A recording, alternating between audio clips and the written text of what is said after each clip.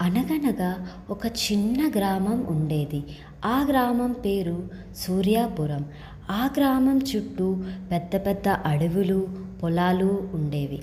అక్కడి ప్రజలు చాలా మంచివాళ్ళు. ఒకరోజు ఆ గ్రామానికి ఒక బాటసారి వచ్చాడు. అతని పేరు రాఘవుడు. అతను చాలా రోజులుగా అడవులు, కొండలు దాటి ప్రయాణం చేస్తున్నాడు. అతని బట్టలు మట్టితో కప్పబడి ఉన్నాయి. కాళ్ళు అలిసిపోయాయి. సాయంత్రం అవుతుండగా రాఘవుడు ఆ గ్రామంలోకి వచ్చాడు. గ్రామంలో ఉన్న ప్రజలు అతన్ని చూసి ఆశ్చర్యపోయారు. "ఎక్కడి నుండి వచ్చావు బాబు?" అని ఒక వృద్ధుడు అడిగాడు. రాఘవుడు నవ్వుతూ చెప్పాడు, "నేను చాలా దూరం నుండి వస్తున్నాను. అడవిలో ప్రయాణం చేస్తూ ఇక్కడికి చేరుకున్నాను.